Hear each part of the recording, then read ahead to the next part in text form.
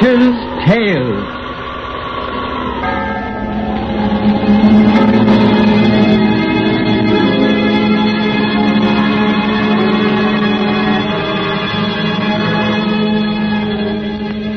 The fascinations of the eerie, weird, blood-chilling tales told by old Nancy, the Witch of Salem, and Satan, her wise black cat. They are waiting for you.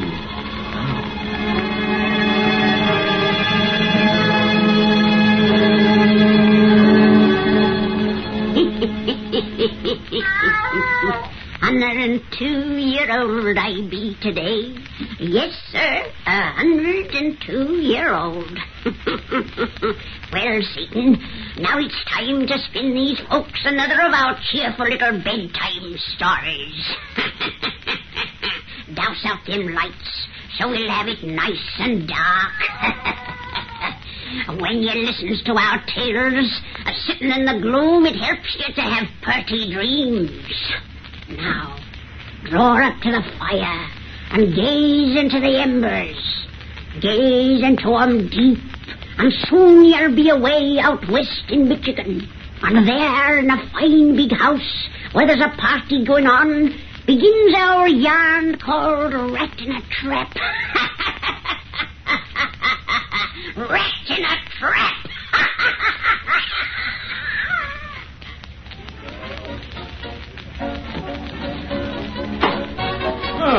Didn't know you were out here on the veranda, Denny. Enjoying the night air, Mr. Cowper. Oh, it's as hot as blazes inside. But young fellas like you should be in there dancing in spite of the heat. I'm afraid I'm not much of a dancer. You mean when the only girl you care to dance with doesn't happen to be around, eh? Son, you're certainly a model for husbands. Too bad Lucy didn't come in with you this morning. She'd have enjoyed this. I wish she had come along the way things turned out. But you know I expected to return on the late afternoon train. I'm glad you missed that last train, so we can have you here tonight. Yes, it's nice to be here, but this is the first night Lucy and I have been separated since our marriage. Nowadays, ladies have the vote. One of the first things a rising young lawyer with political ambitions must learn is not to appear too much married. I forgot that you're trying to make me president someday. I may, but right now we'll compromise on United States Senator. Seriously, son, you have the stuff, and people have begun to talk about you. You're pretty young for the job, but I've about decided to run you for prosecutor next election. Think you can make good? I? Oh, all I can say is that I'll do my best. That's pretty fair from what you've shown so far, but, Dan, you have a couple of faults that won't fit so well in the district attorney's office. Oh, what do you mean? You know, you've shut off your mouth a lot about certain disagreements you have with our criminal code. Oh, I've said that our laws are unfitted to the crimes they were designed to control. I've said that because I think it. Our penal code is wholly unsuited to cope with the 1,001 types of crime, the varied individuals who commit it. If I had the power, I'd amend that code so that it would cease to be a makeshift of political expediency and instead would truly serve the cause of justice. Doggone, that's as good a piece of campaign propaganda as I ever listened to. Oh, I meant what I said. Maybe you did, but you said it like a politician, and that's what interests me. I take back what I said about your faults. Develop them. But it's getting late. Come and dance with some of those pretty girls inside before the party breaks up. I'd better telephone Lucy first. I feel a little uneasy. That summer place of ours is so isolated back in the woods, and... Lucy's not alone there. No, Pete Lorillard and his wife are with her. Oh, if she'd been alone, I'd have hired a cab and driven back tonight instead of waiting for the morning train. Over those roads, you'd arrive tomorrow afternoon. Come on, let's go inside. All right. Oh, there you are, Dick. Oh, we've been looking for you everywhere, you and Abner. There's a lovely little blonde, simply dying to meet you. Oh, well, I've come gladly to save her life, but I really think I should call up Lucy once more, if you don't mind. I do mind. And so will Lucy if you call her at this hour. Daddy, she'll be sound asleep. I suppose you're right, but somehow I... Speaking of telephones, hello? Who do you want? Daniel Miller. Oh, for me? It's Lucy. Lucy? Dan, she's crying. There's something the matter. Something the matter? Yeah, give me that phone. Lucy? Yes, dear, this is Dan. What's wrong, darling? You sound hysterical. You say the Lorillards were called away this afternoon? You're alone? 3 men are breaking in the house? Lucy! Lucy! Oh, my God!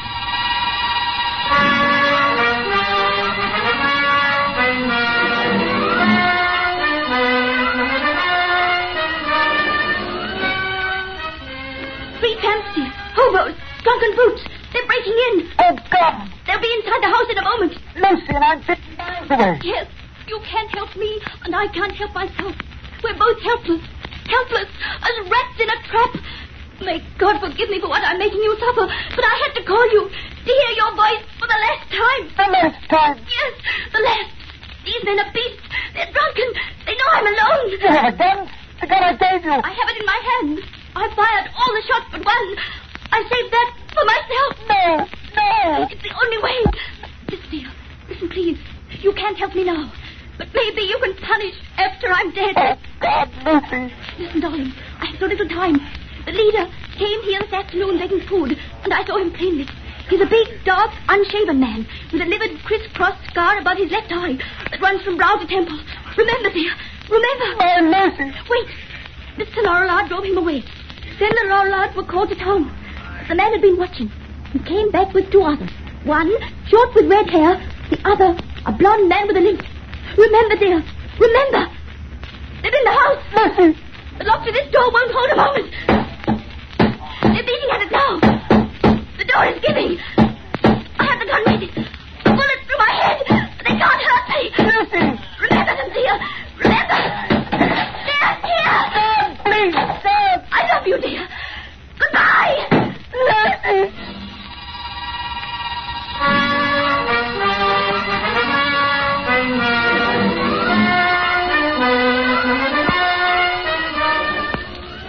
And, boy, you shouldn't have come to my office today. A man who's just spent 6 months in the hospital has no business to even poke his nose outside of doors. I'm quite strong now, Mr. Cowper, and I had to come and have a talk to you. While I was in the hospital, out of what you thought was kindness, you censored all police reports to me. Now I want you to tell me whether they honestly expect to ever find the creatures who caused my wife to put a bullet through her head. Danny, I want the truth. All right, son. I won't lie to you. I've kept the cops working on this case as they've never worked before. They haven't fallen down because they've never had a single worthwhile clue to work on. When they arrived at your house in the woods that night, the men who broke in had disappeared. We assumed they were hobos of the most depraved type. But that's all we know about them. We found no fingerprints. We have no clue to their appearance even. Except the meager description of poor, frantic Lucy. Yes. A meager description of poor, frantic Lucy. A big, dark man with a livid criss-cross scar above his left eye that runs from brow to temple. Remember, dear. Remember. One a short man with red hair. The third a blonde man with a limp. Remember, dear. Remember. Son, the cops have picked up hundreds, whom they've been forced to turn loose again. There's no evidence of any kind. If we had the guilty brutes before us in this room, we couldn't prove it without their own confessions. As a lawyer, you know what we're up against. An impossible job for lawyers and police. And if our law could catch them in its net, the code provides no punishment to fit their crime. Goodbye, Mr. Cowper. Goodbye? Why, you say that as though we mightn't meet again. We may not. I'm leaving town tomorrow. I've got a job to do. Say, look here. You haven't a crazy idea that you can find those men yourself? Dan, to locate those three brutes and secure evidence against them, a man might have to search the hobo jungles of this country an entire lifetime. I know how bitter you feel, son. But the past is past. And grief and hatred won't unmake it. I've got big things in store for you, boy. Pick up the threads of your normal life again. Think of your future, your career. My future's to remember. My career's to repay. Goodbye, Mr. Cowper.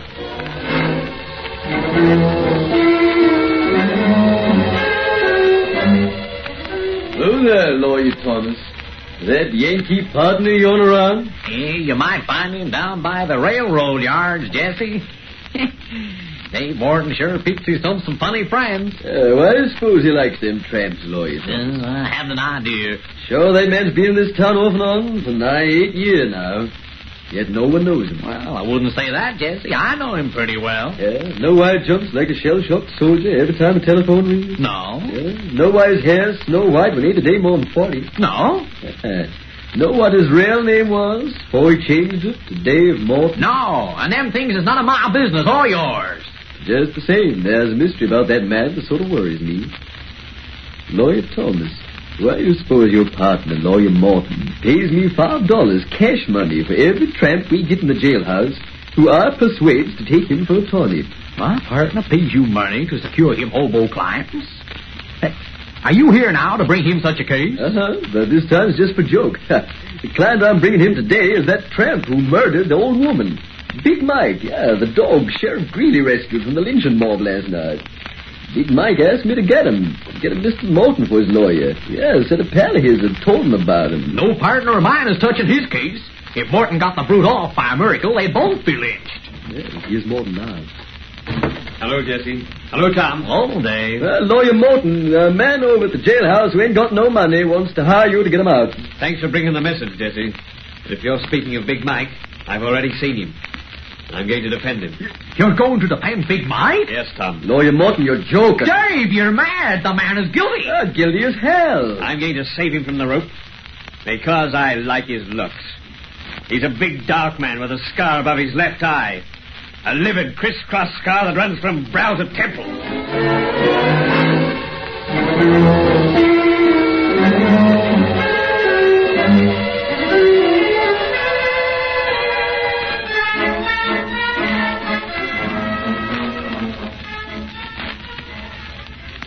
Extra payer, murder goes free, Big Mike not guilty.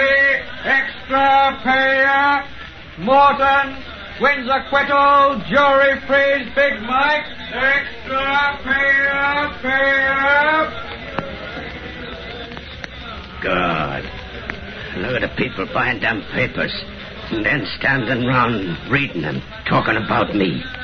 If you hadn't have sneaked me here to your house, boss, they'd have had me swinging on the lamppost by now. Come away from the window. You're safe here, Mike. Gee, I hope so. But you gotta get me out of town quick. They'll look for me here and string me up. They'll never lynch you, Mike. I'm taking care of you now. Better have another drink when I draw those curtains tighter. Yeah. I do need another hooker, boss. And I'm drinking it to you. No other mouthpiece in the world could have swung that jury so they'd bring a verdict of not guilty. No other in the world. I used perjured testimony, lying witnesses, a framed alibi. I used every dirty trick in the book. But I got you off, Mike. Out of jail, away from the hangman. And I've got you now. Alone with me. See, you're acting a little crazy, boss. See, I'll have another. You know I can't figure you out, boss. Why do you make me tell you how I croaked that old woman for you to take my case? I was interested in you, Mike. And for 10 years it's been my rule to know the truth about my client's guilt or innocence before I took a case. Yeah, I heard that. And every hobo from Maine to California says that spilling you the truth never brung him home. That's why I told you the works right off the bat. You got a great name in the jungle, boss. Yeah, it took me 10 years to build that reputation, Mike. Won't you have another drink? Thanks. But, gee, you'll have me stewed in a minute. Well, here's how again. Say, you're a funny guy. You not only spend your own dough to buy witnesses and all, but then you bring me to your house and treat me like a prince. It's very simple, Mike. I've done the things I have because you interest me. Yeah, interest me tremendously. Yeah, I'd like to know more about your life, about your travels, experiences. Other little peccadillos before you so neatly strangled that last old woman. Say, why you always asking me questions about what I done before we met? Are you afraid to trust a man who saved your life? Oh, but you ask such nutty questions. how long I'd had this crooked scar over my eye, for instance. I was merely curious as to whether you had it 10 years ago when you were in Michigan. And I told you I don't know nothing about Michigan. Oh, come on, Mike. You've lied about that long enough. I never mentioned it before, but friends of yours have told me you were there. What friends? Let me see now. Oh, yeah, their names were Red and Limpy. Red and Limpy? You know them? Quite well. I haven't seen them lately. Have you? No. Neither has anyone else. What do you mean? That they disappeared from the road, and they ain't in jail nowheres. They're just gone. What'd I tell you about me in Michigan? The most interesting story I've ever heard. About a house in the woods. And a woman. They told you that, eh? Yes. Have another drink. I'll open this fresh bottle and join you. Suppose you tell me about your Michigan adventure. I didn't have no part in it. I didn't... Here's your drink, Mike. I must be off my nut to be afraid of you. I got reason to trust you. And I need help about that Michigan job. Need it bad. Listen, the word's gone round that dame's husband has been searching ever since it happened. That he's been on the road with the bows and riding the rails, living in the jungles, asking questions, trying to learn who caused his wife to shoot herself. They say he did for Red and Limpy, and no one's even found their bodies. He used to be a lawyer, just like you, boss. He was... God! Why are you stopping, Mike? The notion just crossed me mind that you might be him. I must be drunk to think a thing like that about the guy who saved me from the rope. If you was her husband, you'd have sent me there. So give me that drink, boss, and I'll spill the works. This liquor tastes funny, but it's good. It's swell. Drink your own, too, boss, and I'll tell you all about a pretty little dame in the house in the woods. Helpless she was as a rat in a trap. Helpless, frightened, like I like to see 'em. Too bad she shot herself before. Say, boss, what's eating you? You crushed that glass in your hand as if it was paper. And your eyes look crazy. See, what you pulling them curtains on the wall for? So you can see what lies behind them. Just a couple of plaster statues of two guys' heads and shoulders. But the faces is all gone, so the bones are shown through. What happened to those faces? You're going to find out, Mike. Just as Red and Limpy learned. Red and Limpy? These busts are their death masks. Taken in soft plaster. After they'd lain here helpless. Helpless. Helpless as rats in a trap. And you're going to lie here, helpless, while your punishment fits your crime. God, you're the guy... I'm the husband of the girl you brought to death. I'm going to get out of here. You can. You can rise from that chair. You dope me liquor. I can't move. I'll move you. Down to my cellar below. Down to my cellar for which I've saved you from the gallows. The news for you will be too easy, Mike. Your punishment will fit your crime. No, let me go. Let me go. What you gonna do? Your punishment will fit your crime. Your punishment will fit your crime.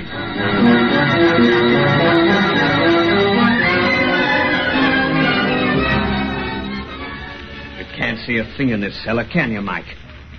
And no one's so helpless as when they're in the dark. I want you to be very helpless, Mike. More helpless than a rat in a trap. Helpless as a woman alone in the house in the woods. Helpless as a man who loved her and who heard you 50 miles away.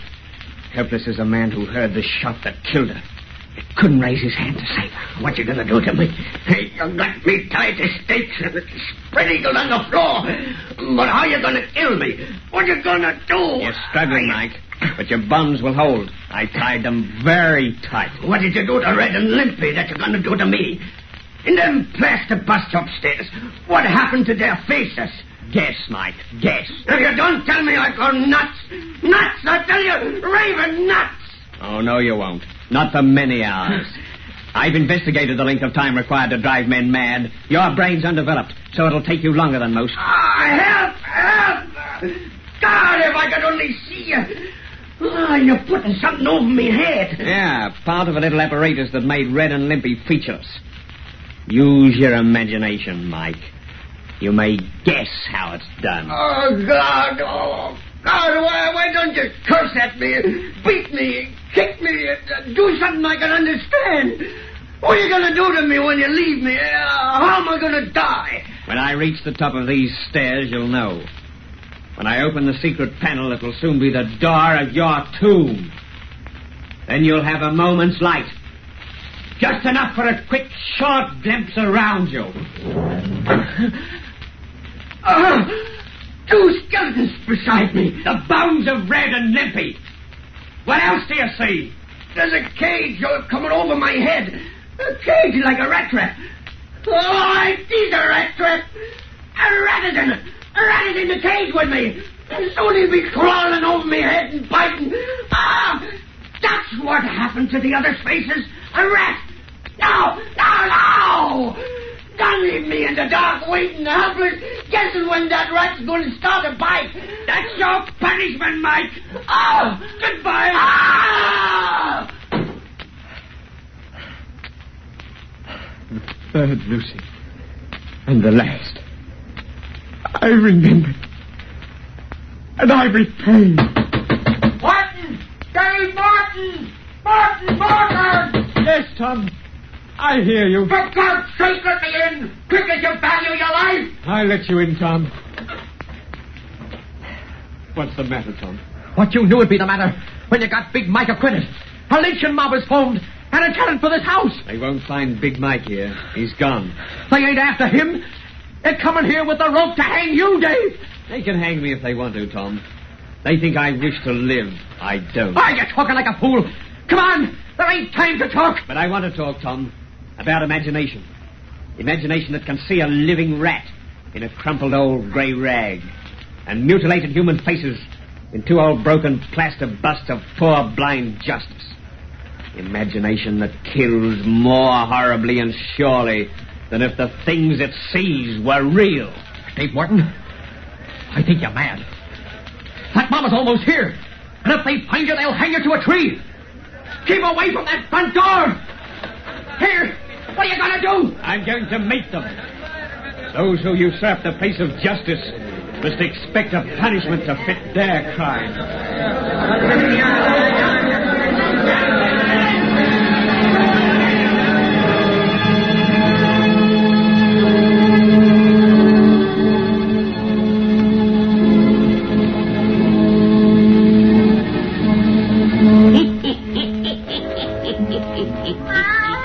Well, that's the end of that one, Satan. Next time we'll have another purty yarn to spin these folks. A very purty yarn.